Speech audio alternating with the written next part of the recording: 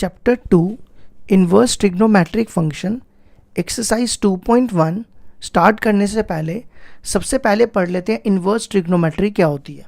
देखो, let y equal to sine X, ठीक है। नेक्स्ट स्टेप क्या करो, साइन को इधर ले आओ तो ये बनेगा sine inverse y equal to X. ये साइन उधर लाया हूँ तो ये बन गया साइन इनवर्स y, तो x हो जाएगा साइन इनवर्स y, ठीक है। अब हम पढ़ेंगे इनकी डोमेन और रेंज। इनकी डोमेन और रेंज क्या होती है। अब देखो यहाँ पे फंक्शन लिख दो। आपने 11th में साइन एक्स की डोमेन पढ़ी थी ना। साइन एक्स की क्या होती थी डोमेन, रियल नंबर्स, और रेंज क्या पढ़ी थी साइन एक्स की, -1 to 1, ठीक है। अब हम साइन इनवर्स की पढ़ेंगे, ठीक है। इनवर्स की देखो कैसे होगी, सबसे पहले आ जाओ साइन इनवर्स एक्स। देखो साइन इनवर्स एक्स की डोमेन जो होगी वो होगी -1 to 1, और जो रेंज होगी वो होगी -π/2 to π/2, ठीक है। इसी तरह कॉस इनवर्स एक्स की डोमेन होगी -1 to 1 और रेंज हो जाएगी 0 to π, ठीक है। अब आ जाओ next cot inverse. Cot inverse की डोमेन होगी रियल नंबर्स और रेंज होगी 0 to π। इसमें देखो 0 to π में क्लोज ब्रैकेट है। क्लोज ब्रैकेट का मतलब होता है कि 0 to π वाले के बीच वाले नंबर्स भी इंक्लूड है और 0 और π भी इंक्लूड है, ठीक है। और इस ओपन वाले का मतलब होता है कि 0 और π के बीच वाले नंबर इंक्लूड, लेकिन 0 और π इंक्लूड नहीं है, ठीक है। नेक्स्ट आ जाओ कॉट के बाद टैन ले लेते हैं। टैन इनवर्स की डोमेन होती है रियल नंबर्स और रेंज होती है ओपन ब्रैकेट -π/2 to π/2, ठीक है। फिर आ जाओ नेक्स्ट कोसेक। कोसेक इनवर्स की डोमेन होती है real number -1 to 1। Real number में से ये वाले नंबर निकाल के बाकी सारे नंबर्स जो बचेंगे वो इसकी डोमेन हो जाएगी। अब रेंज, इसकी रेंज होती है -π/2 to π/2 में से ये 0 निकाल दो, बाकी सारे -π/2 और π/2 में से 0 को छोड़ के बाकी सारे नंबर इसकी रेंज हो जाएगी। और नेक्स्ट जो आता है last, sec inverse. Sec inverse की डोमेन होती है रियल नंबर्स -1 to 1 और रेंज होती है 0 to π -π/2 निकाल दो। तो आपने सिर्फ ना रेंज याद रखनी है। एक्सरसाइज 2.1 में हमें सिर्फ रेंज की ज़रूरत पड़ने वाली है, तो आप सिर्फ रेंज याद रखो और इससे हम एक्सरसाइज 2.1 सॉल्व करेंगे। अब हम स्टार्ट करेंगे एक्सरसाइज 2.1। एक्सरसाइज 2.1 क्वेश्चन है फाइंड द प्रिंसिपल वैल्यू, और हमारे पास क्वेश्चन नंबर 1 दिया है साइन इनवर्स -1/2। अब देखो कैसे करेंगे। सबसे पहले आपने देखना है साइन जो है वो 1/2 कब होता है। देखो साइन 30 पे 1 होता है, 1/2 होता है, तो 30 को लिखते हैं π/6। साइन 30 पे कितना होता है 1/2, तो पाई हो गया 180। 180 को 6 से डिवाइड करोगे तो कितना आएगा 30, तो 1/2 की जगह लिख दो साइन π/6, ठीक है। साइन इनवर्स, अब अगला स्टेप क्या करो, ये माइनस ना अंदर ले जाओ। आपने ये फॉर्मूला तो पढ़ा है ना, साइन -θ इक्वल टू -sin θ, पढ़ा है ना। तो क्या करो, देखो -sin θ क्या हो जाएगा, ये देखो -sin θ, साइन -θ, तो आपने क्या करना है माइनस को अंदर ले जाना है, ठीक है। अब आपने देखना है क्या ये दोनों ये इन्वर्ट्स में है ना, हम इनको काट सकते हैं ना, लेकिन पहले आपने इसकी रेंज चेक करनी है। देखो साइन इन्वर्ट्स की रेंज मैंने आपको बताई थी -π/2 to π/2, ठीक है। -π/2 to π/2 का मतलब हुआ -90 से लेकर 90 तक। तो आपने देखना ये है π/6, ये हो गया -30। क्या -90 और 90 के बीच में -30 आएगा? बिल्कुल आएगा ना। -π/2 और π/2 के बीच में -π/6 आता है, तो आपने क्या करना है, अगर आ रहा है तो आपने साइन और साइन इनवर्स काट देना है, तो सीधा लिख देना -π/6। ये इसका आंसर आ गया। ठीक है, ये हो गया question number 1 complete. Question number 2 है cos इनवर्स √3/2। अब आपने देखना cos √3/2 कब होता है, cos 30 पे कितना होता है, √3/2। cos 30 पे होता है √3/2, तो 30 को हम π/6 भी लिख सकते हैं। ठीक है, तो आप √3/2 की जगह लिख दो cos π/6। अब आपने ये cos इनवर्स cos काटने से पहले चेक करना है इसकी रेंज कितनी है। इसकी रेंज थी 0 to π। 0 और 180 के बीच में ये π/6 हो गया 30। 0 और 180 के बीच में क्या 30 आएगा, बिल्कुल आएगा। तो आपने क्या करना है, cos इनवर्स और cos काट देना है, तो यहाँ लिख देना π/6। अब यहाँ पे ना अगर आपको रीज़न देना तो लिख देना बिकॉज रेंज इसकी होती है 0 to π। ठीक है, और इसके लिए भी आप रीज़न दे देना, रेंज होती है इसकी भी -π/2 to π/2। ठीक है, ये हो गया क्वेश्चन नंबर 1 और question number 2 complete. Question number 3 है हमारे पास कोसेक इनवर्स 2। तो हमने देखना है कि कोसेक 2 कब होता है। देखो कोसेक 2 होता है 0 1 2 मतलब 30 पे। कोसेक 30 पे मतलब π/6 पे 2 होता है। ठीक है, तो यहाँ लिख दो कोसेक 2 की जगह लिख रहा हूँ, 2 की जगह कोसेक π/6। अब हमने इसको काटने से पहले इसकी रेंज देखनी क्या होती है। कोसेक की रेंज होती है -π/2 to π/2 और 0 छोड़ के। तो देखो -π/2 और π/2 के बीच में π/6 आता है ना, तो हम यहाँ लिख देंगे ये और ये सीधा काट देंगे π/6। ये इसका आंसर हो गया। सिर्फ आपने चेक करना है कि ये जो π/6 है इनके बीच में लाई करेगा या नहीं करेगा, करेगा ना। ये -90 है और ये 90 है, -90 और 90 के बीच में 30 डिग्री तो आएगा ना। तो ये हो गया हमारा क्वेश्चन नंबर 3 भी कंप्लीट।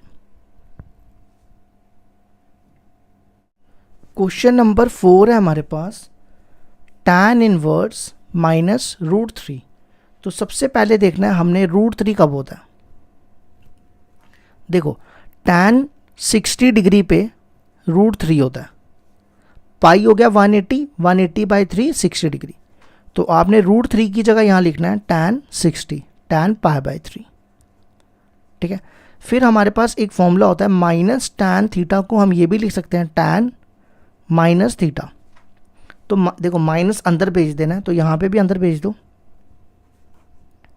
ये बन जाएगा tan -π/3। ठीक है, अब अगला स्टेप क्या करना है, ये tan इनवर्स और tan देखना क्या कट सकते हैं। इसकी रेंज देखो क्या है, इसकी रेंज होती है ओपन में -π/2 to π/2। ठीक है, अब देखो ये है -90 to 90, -90 और 90 के बीच में -60 डिग्री तो आएगा ना, π/3 होता है 60 डिग्री। तो जब ये इसके बीच में लाई करेगा तो आपने ये और ये काट देना है, तो -π/3 लिख देना है और आपको रीज़न ये देना है। ठीक है, ये रीज़न दे देना। ये हो गया हमारा क्वेश्चन नंबर 4। अब आ जाओ क्वेश्चन नंबर 5 पे। cos inverse -1/2। तो सबसे पहले 1/2 देखो कब होता है, cos 60 डिग्री पे 1/2 होता है। cos 60 डिग्री पे क्या होता है 1/2। ठीक है, तो ये बन जाएगा cos π/3। अब हम बाकी में क्या कर रहे थे, माइनस को अंदर लेके जा रहे थे, लेकिन cos -θ जो होता है ना वो cos θ होता है। cos -θ जो होता है वो क्या होता है, cos θ होता है। तो माइनस तो अंदर जा नहीं सकता।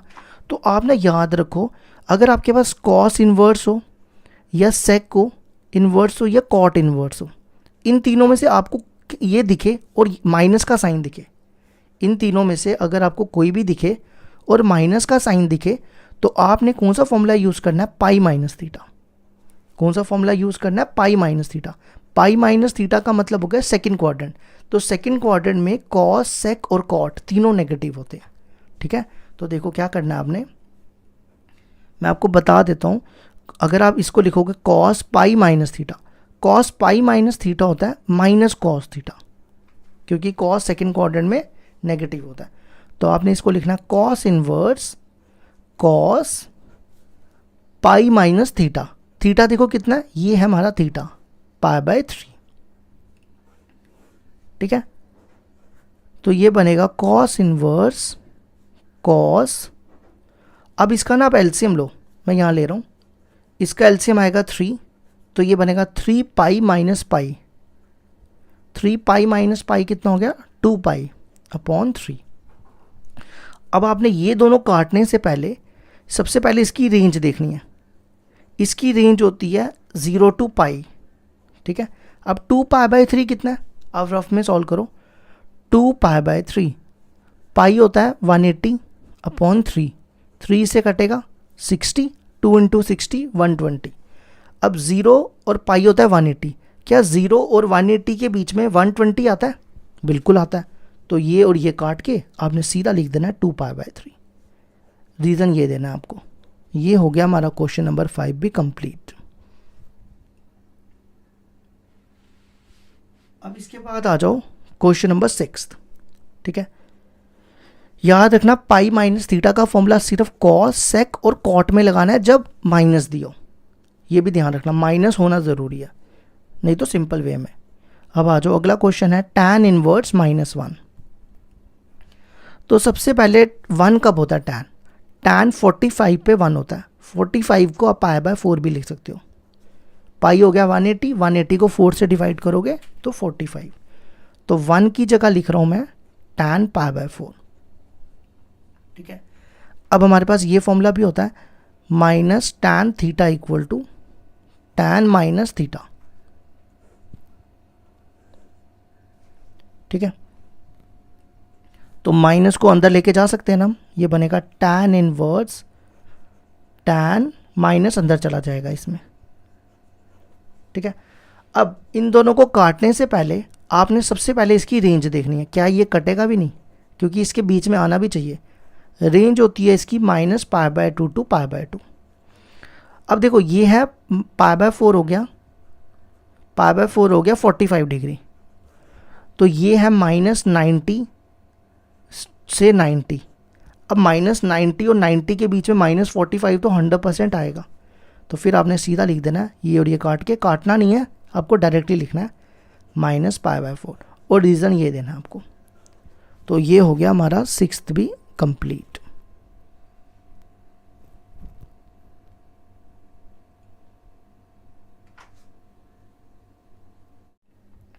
क्वेश्चन नंबर 7 है हमारे पास, सेक इनवर्स 2/√3। तो मेरे को एक चीज़ बताओ, सबसे पहले सेक इनवर्स 2/√3 कब होता है, सेक 30 पे होता है 2/√3, ठीक है। तो आप लिख दो 30 को हम π/6 भी लिख सकते हैं, मैं यहाँ लिख रहा हूँ सेक π/6 को, 30 को हम क्या लिख सकते हैं π/6, तो 2/√3 की जगह लिख रहा हूँ मैं सेक π/6। पाई होता है ना 180, 180 को 6 से डिवाइड करोगे तो 30। अब आपने ये दोनों काटने से पहले सबसे पहले सेक की रेंज देखनी है, क्या सेक की रेंज होती है 0 to पाई इंक्लूड होते हैं, और इसमें से -π/2 इंक्लूड, ये नंबर आपने इससे निकाल देना है। तो क्या 0 और 180 के बीच में 30 डिग्री आएगा, 0 और 180 के बीच में 30 आता है ना, तो ये और ये काट के सीधा लिख देना π/6, और रीज़न आपने ये देना है, ठीक है। ये हो गया हमारा क्वेश्चन नंबर 7 कंप्लीट। अब आ जाओ क्वेश्चन नंबर 8 पे। क्वेश्चन नंबर 8 देखो क्या दिया हुआ है, कॉट इनवर्स √3, कॉट इनवर्स √3। तो सबसे पहले देखो कॉट √3 कब होता है, कॉट 30 पे π/6 पे √3 होता है, कॉट 30 पे मतलब π/6 पे √3 होता है, तो √3 की जगह हम लिख रहे हैं कॉट π/6।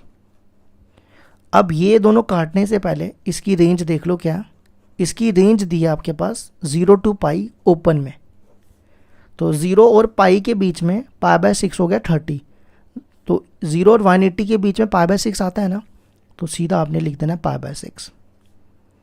ये हो गया क्वेश्चन नंबर 8 भी कंप्लीट।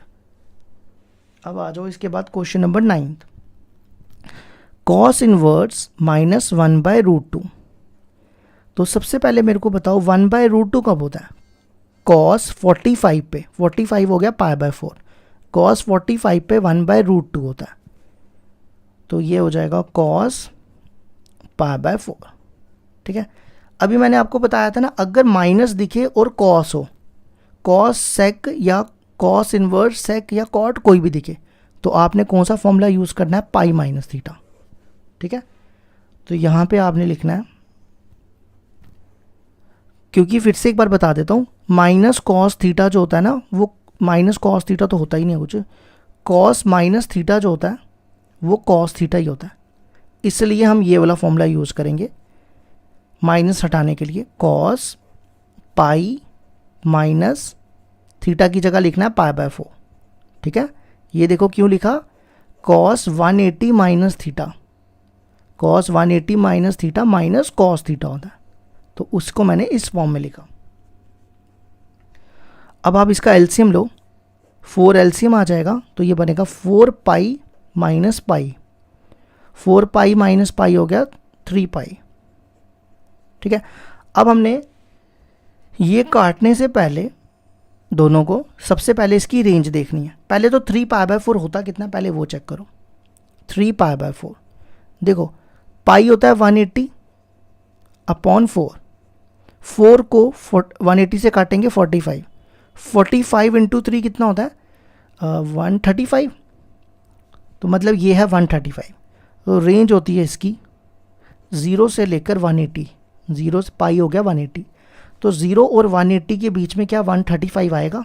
बिल्कुल आएगा। तो ये दोनों काट के आपने सीधा लिख देना 3 π/4, और रीज़न ये देना आपने।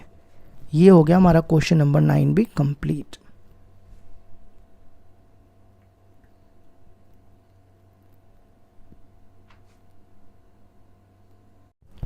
क्वेश्चन नंबर 10 है हमारे पास, कोसेक इनवर्स -√2।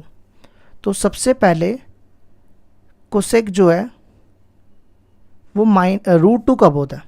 देखो, कोसेक 45 पे, कोसेक 45 पे, कोसेक π/4 पे √2 होता है। ठीक है, कोसेक π/4 पे कितना होता है? √2। तो √2 को हम लिख सकते हैं कोसेक π/4। ठीक है, इसके बाद एक फॉर्मूला होता है माइनस कोसेक थीटा, को हम ये भी लिख सकते हैं कोसेक माइनस थीटा। ठीक है, तो ये बन जाएगा कोसेक इनवर्स, ये माइनस अंदर ले जाना है, ये बन जाएगा कोसेक माइनस π/4। ठीक है, अब मेरे को एक चीज़ बताओ, कोसेक की रेंज क्या होती है? मैं यहाँ लिख रहा हूँ, कोसेक की जो रेंज होती है ना, आपने रीज़न ये देना है, माइनस π/2 होती है ना, हाँ, -π/2 टू π/2, ये नंबर इंक्लूड करने हैं और इसमें से 0 नंबर एक्सक्लूड कर देना है। ठीक है, तो आप चेक करो -π/4 कितना होता है? -π/4 होता है 45, तो ये है 90, -90 और 90 के बीच में -45 तो आता है ना, तो ये और ये कैंसिल हो जाएगा, सीधा -π/4, और रीज़न आपको ये देना। ठीक है, ये हो गया हमारा 10th। अब आ जाओ 11th, tan इनवर्स 1। सबसे पहले देखो tan 1 कब होता है? tan 45 पे 1 होता है, मतलब tan π/4 1 होता है, तो 1 की जगह लिख दो tan π/4। cos इनवर्स -1/2, cos 1/2 होता है cos 30 पे, नहीं 30 पे थोड़ा होता है, 60 पे होता है, हाँ 60 पे होता है। cos π/3 पे 1/2 होता है, पाई हो गया ना 180, 180 को 3 से डिवाइड करोगे तो 60। नेक्स्ट साइन इनवर्स -1/2, साइन 1/2 कब होता है? साइन 30 पे, 30 मतलब π/6, साइन 30 पे 1/2 होता है। ठीक है, अब देखो ये दोनों काटने से पहले टैन की रेंज क्या होती है, देखो मैं यहाँ लिख रहा हूँ, टैन की रेंज होती है ओपन ब्रैकेट में -π/2 टू π/2। तो -π/2 और π/2 के बीच में ये 45 है, मतलब -90 और 90 के बीच में +45 तो आएगा ना। तो ये और ये कैंसिल कर देना, सीधा लिख देना π/4। अब देखो फिर से नेगेटिव है, मैंने आपको क्या बताया था, अगर कॉस सेक या कॉट में माइनस आ जाए तो आपने क्या कौन सा फॉर्मूला यूज़ करना है, पाई माइनस थीटा का। तो ये बनेगा कॉस, माइनस हटाने के लिए जब माइनस होगा तभी याद रखना करना है, ऐसे नहीं, पाई माइनस थीटा, थीटा है π/3। साइन इनवर्स, साइन के लिए तो मैंने सिंपल बताया, माइनस को अंदर ले जाओ,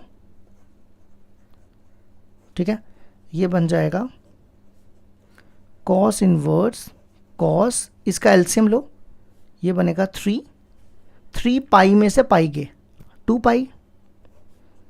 साइन इनवर्स और साइन कैंसिल हो जाएंगे, आपको रेंज पता ही है इसकी क्या होती है, और इसकी रेंज होती है 0 और 180। तो 2 π/3 कितना हो गया, 2 π/3 होता है 120। देखो कैसे ये कटेगा इससे, ये 60 इंटू 2 120। तो 120, ये 0 है, ये 180 है, 0 और 180 के बीच में 120 तो आता है ना, तो ये और ये भी काट दो। अब इन तीनों का एलसीएम लो और आंसर लिख दो। तीनों का एलसीएम कितना आएगा, 4, 3 और 6 का एलसीएम कितना आता है, जिसको नहीं आता उसके लिए मैं एलसीएम यहाँ ले रहा हूँ, 4, 3, 6। पहले 2 से करो, 3 आएगा, अब 2 से, अब 3 से, ऐसे ही लेते हैं ना, 3 2 ज़ा 6, 6 2 ज़ा 12। 4 को 12 से डिवाइड करो, आएगा 3 पाई। 3 को 12 से डिवाइड करो 4, 4 2 ज़ा 8 पाई। और 6 को 12 से डिवाइड करो 2 पाई। तो कितना हो गया ये हो गया 11 पाई। 11 पाई में से 2 पाई गए 9 पाई अपॉन 12। अब इसको 3 के टेबल से काटो, 3 4, तो आंसर आ जाएगा 3 π/4। ये आ गया हमारे क्वेश्चन नंबर 11 का आंसर, कितना, 3 π/4। ठीक है, अब आ जाओ क्वेश्चन नंबर 12 पे। क्वेश्चन नंबर 12 है cos inverse 1/2 plus 2 sine inverse 1/2। तो सबसे पहले बताओ कॉस 1/2 कब होता है, कॉस 1/2 होता है 60 पे, है ना, मतलब कॉस π/3 पे। 2 साइन इनवर्स, अब साइन 1/2 कब होता है, साइन 1/2 होता है 30 पे, साइन 30 मतलब 30 हो गया π/6। ये दोनों कट जाएंगे, सीधा π/3। अब यहाँ पे माइनस नहीं था इसलिए हमने नॉर्मल वे में कर लिया इसको, फिर ये और ये भी कैंसिल, π/6। ये और ये कटेगा तो ये बनेगा π/3, एलसीएम 3, ये बनेगा पाई प्लस पाई 2 पाई, तो आंसर आ गया 2 π/3। ये हो गया हमारा क्वेश्चन नंबर 12 भी कंप्लीट। ठीक है, अब आ जाओ 13 पे। 13 में पूछा है if sine inverse equal to Y then मतलब रेंज पूछी है। ठीक है, अब देखो मैंने आपको साइन इनवर्स x की रेंज बताई थी, क्या बताई थी, -π/2 टू π/2। इसका मतलब हो गया इसके बीच वाले नंबर भी इंक्लूड है और ये साइड वाला नंबर भी इंक्लूड है। ठीक है, तो देखो आप इसको ऐसा भी लिख सकते हो, इसको ऐसे भी लिख सकते हो, y, यहाँ लिखना y, ये लिखा, यहाँ लिखा π/2 और यहाँ लिखा -π/2।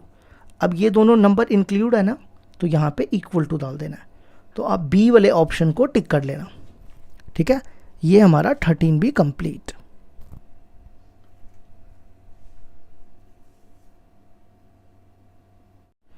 क्वेश्चन नंबर 14 है हमारे पास, tan inverse √3 minus sec inverse -2।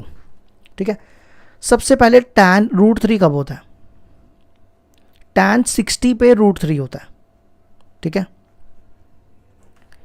सेक इनवर्स -2 कब होता है, सेक 2 होता है, ये भी 60 पे होता है, सेक 60। ठीक है, ये और ये कट जाएंगे, सीधा लिख दो π/3। अब देखो मैंने आपको बताया था ना, आपके पास अगर कॉस इन्वर्स होगा, सेक इन्वर्स होगा और कॉट इन्वर्स होगा, तो आपने कौन सा फॉर्मूला यूज़ करना है, पाई माइनस थीटा। ठीक है, तो आपने क्या करना है, यहाँ लिखना है सेक पाई माइनस थीटा, थीटा है पाई बाय 3। तो ये दोनों काट देने हैं, इसका एलसीएम ले लो, ये बनेगा पाई माइनस पाई बाय 3। ठीक है, अब इसका एलसीएम लो, इसका एलसीएम कितना आएगा, 3 पाई में से पाई गए 2 पाई। अब इन दोनों का एलसीएम लो, 3 पाई माइनस 2 पाई, ये बचेगा माइनस पाई बाय 3। तो ये ऑप्शन हो गया बी को टिक कर लेना। क्वेश्चन नंबर 14 भी कंप्लीट।